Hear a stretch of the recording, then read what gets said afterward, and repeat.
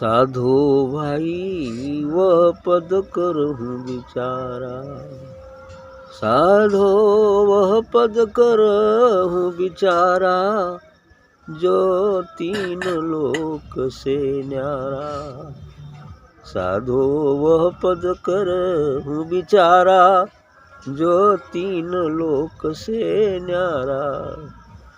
क्षर अक्षर 34 में कहिए, सहस नाम तेहि माही। क्षर अक्षर 34 में कहिए, सहस नाम तेहि माही। निह अक्षर वह जुदा रहतु है, लिखे पढ़े में नाही। निह अक्षर वह जुदा रहत है, लिखे पढ़े में नाही। शून्य गगन में शब्द उठत है, सो सब बोल में आवे। शून्य गगन में शब्द उठत है, सो सब बोल में आवे। निह शब्द ही वह बोले नाही, निह शब्दी वह बोले नाही, सो सत शब्द कहावे। निह शब्दी वह बोले नाही, सो सत शब्द कहावे।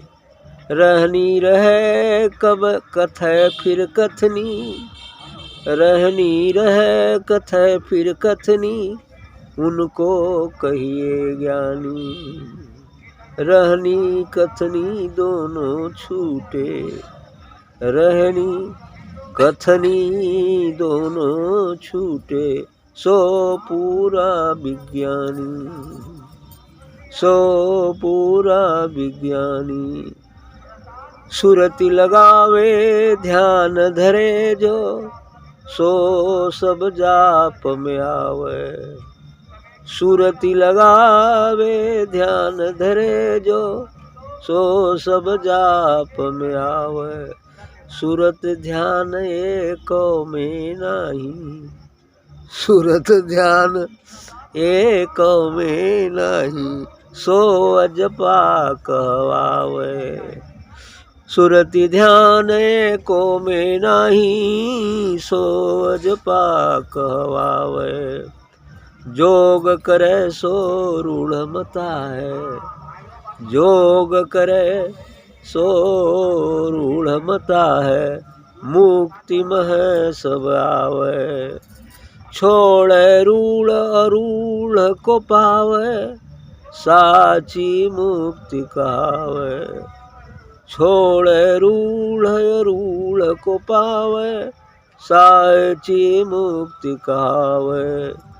हद बेहद को अनुभव कहिए, हद बेहद का अनुभव कहिए, निर अनुभव हो जावे। हद बेहद को अनुभव कहिए, निर अनुभव हो जावे। पलटू दास बेहद में बैठे, पलटू दास बेहद में बैठे, सो वही पद को पावे, सो वही पद को पावे। साधो वह पद करहूँ विचारा, जो तीन लोक से न्यारा। साधो वह पद करहूँ विचारा, जो तीन लोक से न्यारा। बिल्कुल सही कहा है पलटूदास जी ने। पलटू पलट जाओ, अभी जो इधर चल रहे ना इसे पलट जाओ, पलटू दास हो जाओ। ठीक है, अभी जो तुम्हारा मन इधर संसार की तरफ जा रहा है ना, इसे पलटो, पीछे उलट जाओ, एकदम पलटी कर दो, बस पलटू दास हो जाओगे। कह रहे साधो भाई वह पद करो विचारा, उस पद का विचार करो। हे संतों साधुओं उस पद का विचार करो जो तीनों लोक से परे है। तीनों लोक ये जो है ना, यानी तीन लोक, स्थूल सूक्ष्म कारण, तीनों लोकों से परे है। ये स्थूल जगत है ना, जैसे संसार में क्या कहते हैं, आकाश, पाताल और पृथ्वी, ये तीनों, ये भी तीन लोग, आकाश अंतरिक्ष, पाताल अंतरतम पृथ्वी, और ये भू अर्थात ये तीनों लोक से परे, तीनों लोक से परे अर्थात त्रिकुटी की पार। तीनों लोग त्रिकुटी के अंदर है। जहाँ त्रिकुटी तक है, जो काल का निवास है, वहाँ तक ये तीनों लोग आते हैं। यहाँ तक कि ब्रह्मा विष्णु महेश भी तीनों लोक में ही, और ये तीनों लोक से परे जाना है। जो तीन लोक से न्यारा, तीन लोक से न्यारा क्या है, वो शून्य। ये शून्य तो तीन लोक से परे है, और इसे शून्य की बाद भी एक स्टेज है जिसे हम महाशून्य कहते हैं। ये स्टेज असली वो महाशून्य है, लेकिन ये बेहद में, ये बेहद है, शून्य बेहद है, इसकी कोई सीमा नहीं, ये भी अनंत है। तो उसी तरह से हमें तीन लोक से परे जाना है, और हमारा घर तो इन तीन लोक से परे ही। ये तीन लोक तो परदेश है जिसमें हम रह रहे हैं। तो इस तरह ये काल का देश है, और ये काल के देश से हमें परे जाना है। कह रहे क्षर अक्षर 34 में कहिए सहस नाम तेहि माई। ये तीन लोक में क्षर अक्षर, ये जो है 34 में कहिए। ये क्षर काल ब्रह्म, अक्षर आत्मा, और 34 माने आत्मा। 34 क्या हो गया, 5 तत्व, 25 प्रकृति, 25 प्रकृति कितना हो गया, 30, और 3 गुण, सतोगुण, रजोगुण, तमोगुण, 33 हो गया। एक तो उसमें प्लस कर ले, है ना, शून्य को ये आपका प्लस हो जाता है, यानी त्रिकुटी जो है, त्रिकुटी को प्लस कर लेते हैं, ये 34 हो गया। ये 34 से परे, त्रिकुटी को हम 34वां दे रहे हैं।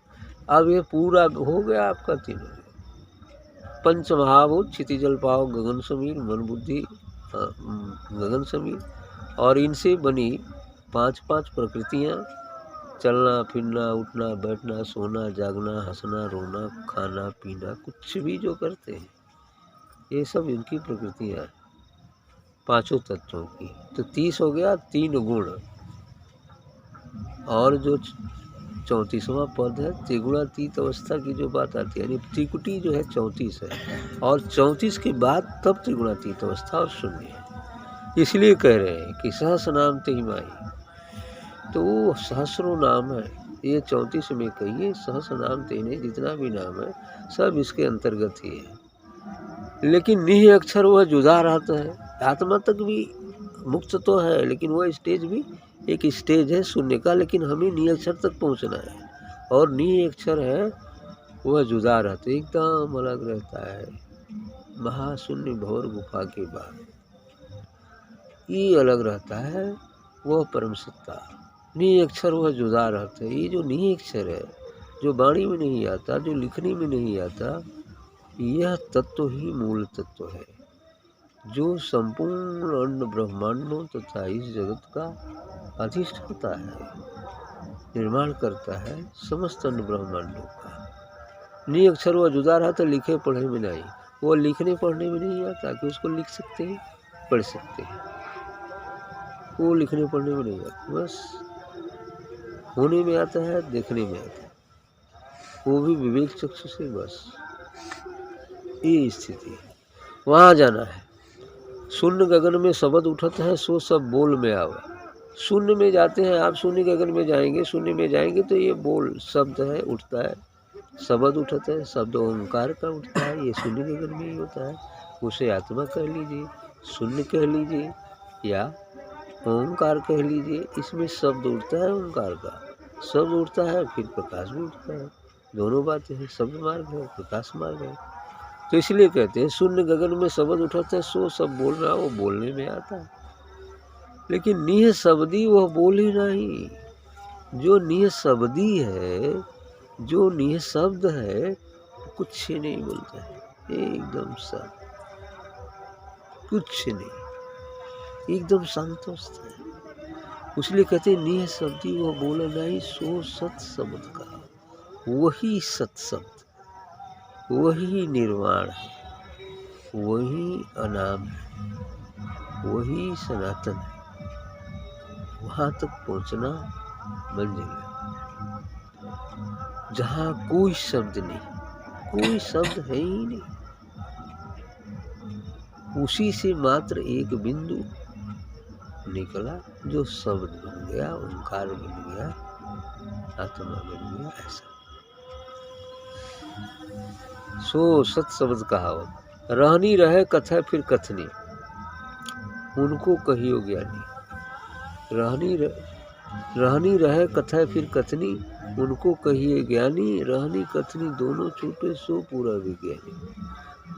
इस संसार में रहता है और उसका संदेश देता है तो उसे ज्ञानी कहते हैं। मतलब आत्मा में अवस्थित है, शून्य को जान चुका है, शून्य का अनुभव हो चुका है, आत्मा में अवस्थित होता है। तो रहना भी है संसार में और उनकी चर्चा भी करता है, उस जगह ले भी जाता है। लेकिन कह रहे हैं कि रहनी रहे कथा फिर कथनी, कथनी कहता है उसका संकेत देता है। उनको कहिए ज्ञानी, इन्हें हम ज्ञानी कहते हैं। लेकिन रहनी कथनी दोनों छूटे, सो पूरा विज्ञानी। जब रहनी और कथनी दोनों छूट जाए, बिल्कुल शांत अवस्था हो जाए, तब वो विशिष्ट ज्ञानी है, परम ज्ञानी है। उस अवस्था को जाना है जो निरक्षर है। अब वो परम ज्ञान की अवस्था है। सूरत लगावे ध्यान धरे जो, सो सब जाप में आवे। हम जो ध्यान करते हैं, जो सूरत को कहीं लगाते हैं, तो ये सब क्रिया है, कर्म है। ये सब कर्म और क्रिया के माध्यम से ही हम शून्य और महाशून्य में जा सकते हैं। यदि ये कर्म करना ही छोड़ दें तो शून्य महाशून्य में नहीं जा पाएंगे। इसलिए कह रहे हैं कि सूरत ही लगावे ध्यान धरे जो, सो सब जाप में आवे। सब जाप में आता है, कर्म में आता है। और ऐसा कर्म ये पुण्य कर्म है, सात्विक कर्म है।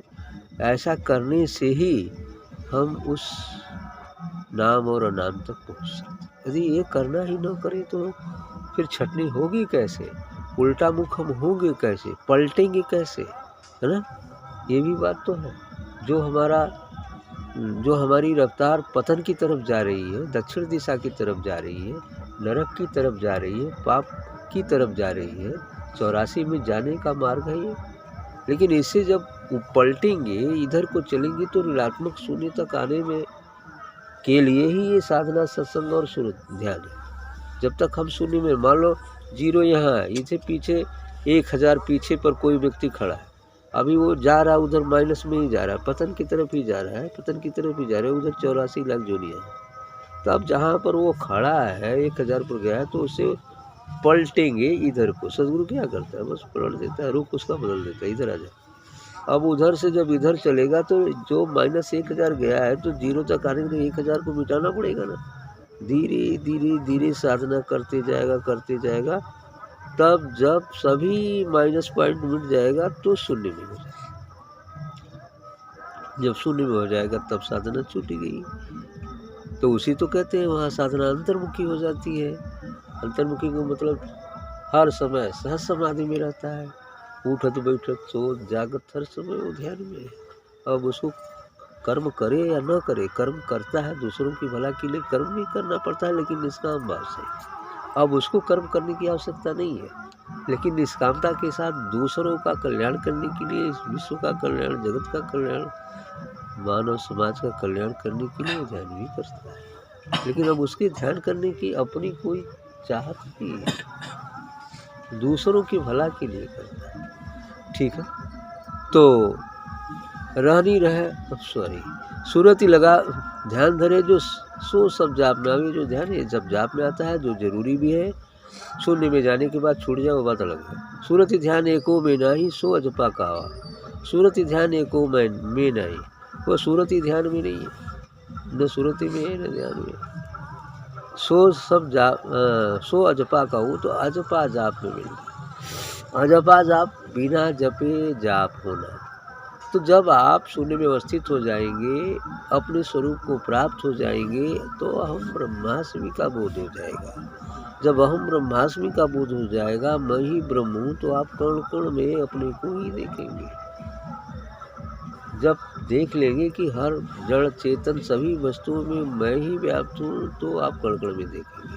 अब यही अंतर्मुखी साधना होगी। अब बिना जपे जाप हो रहा है, मतलब आप देख रहे हैं, तो देख रहे हैं तो जाप हो रहा है।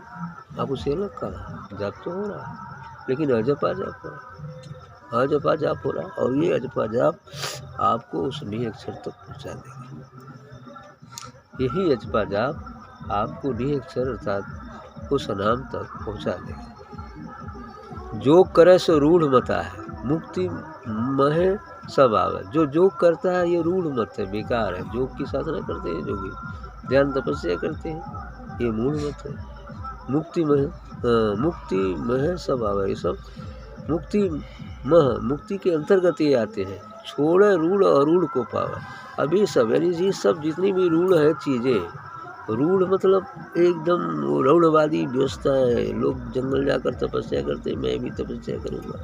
आँख मूंद के तबले कौन आएगी न काल को तू, अरे भैया हाई ले लो, चले जाओ, इतना दिन जियो, ये कर लो वो कर लो, वो काम खत्म, है ना। तो ये हो जाएगा, तो रूढ़ है ये। अब आपको अरूढ़ में जाना है। साची मुक्ति कहावत, एकदम सच्ची मुक्ति तो वो है जहाँ जपा जाप होता है और जहाँ वो दूध में से घी निकल जाता है। बस घी निकाल लेता है, क्योंकि आत्मा निज नाम में एक दूध स्वरूप है, स्वच्छ है, सुंदर है, सब कुछ है, प्रिय है। लेकिन उसमें दूध में जिस प्रकार घी छिपा होता है, उसी प्रकार आत्मा में परमात्मा छिपा होता है। और उस परमात्मा तक हमें पहुंचना है। परमात्मा भी एक नाम है, परमात्मा शब्द कोई परमात्मा नहीं है, लेकिन उसका संकेत है कि परमात्मा क्या है। अब वो महाशून्य और घोर गुफा के परे जाने पर प्राप्त होगा, अनुभव होगा। और वो कहीं दूर भी नहीं है, बस यही है, यहाँ बिल्कुल एडजेसेंट है। अभी हम अपने स्वरूप को मिटा दें, शून्य महाशून्य हो जाए, अर्थात जहाँ मन और शरीर का एहसास नहीं होगा और आत्मा में से भी घी निकालिए, तो सर्वत्र वह निरक्षर जो शांत स्वरूप अपरिवर्तित रहने वाला, सदैव एक रस रहने वाला, एकदम आपके सामने उपस्थित हो। उसी प्रकार जैसे आकाश हमारे अंदर भी है और ये बाहर विराट में भी आकाश है। न आकाश कहीं जाता है, न कहीं से आता है।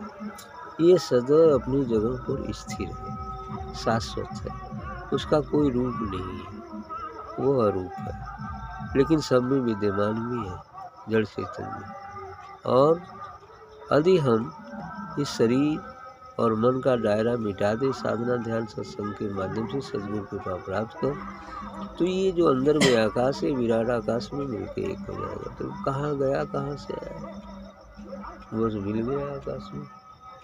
ये स्थिति है, ये निरक्षर है। हद बेहद को अनुभव कहिए, निरअनुभव हो जाएगा। ये हद संसार है, जिसका एक सीमा है कि यहाँ तक संसार है। बेहद जिसकी कोई सीमा नहीं है, अर्थात आत्मा निज स्वरूप में चले जाएगी, वो असीमित है, अजर अमर अविनाशी है। लेकिन इन दोनों को छोड़ देंगे तब निरअनुभव, ये अनुभव के अंतर्गत आता है। ये निरअनुभव, उसका कोई अनुभव नहीं, बस होना है। अनुभव तो करते हैं तो हम दूसरी चीज़ का अनुभव करते हैं ना। हो गए तो अब कहाँ अनुभव रह जाता है। हम ठंडा का अनुभव करते हैं, हम गर्मी का अनुभव करते हैं। यदि कोई मीठा चीज़ खा लेते हैं तो मीठा का अनुभव करते हैं, कितना मीठा हो सकता है, अनुभव करते हैं, ये अनुभव हो रहा है। लेकिन अब मीठा बन जाओ, फिर अनुभव कहाँ। मीठा बन जाओगे तो कहाँ अनुभव बचेगा, है ना। अनुभव भी मिट गया, बस आनंद है ना, बस आनंद है। तो ये चीज़ें आती हैं, अनुभव कहिए, निरअनुभव हो जाओ, निरअनुभव हो जाओ, बस काम खत्म। लेकिन इसे निरअनुभव में अनुभव सहायक होते हैं, धीरे धीरे ही पहुँचाते हैं, तो निरनुभव होंगे। बड़ी ऊंची बात कर दी है पलटू दास ने, है ना, और सत्य भी है। हाँ, हद बेहद का अनुभव कहिए निरनुभव हो जावे, पलटू दास बेहद में बैठे सो वही पद को पावे। कहते पलटू दास जी की बेहद में जी जाए कि बैठ जाए, वो ये निरनुभव वाली चीज़ के पास बेहद मतलब आत्मा अर्थात शून्य में जाकर अवस्थित हो जाए। फिर अजपा जाप के माध्यम से जो निरनुभव की चीज़ है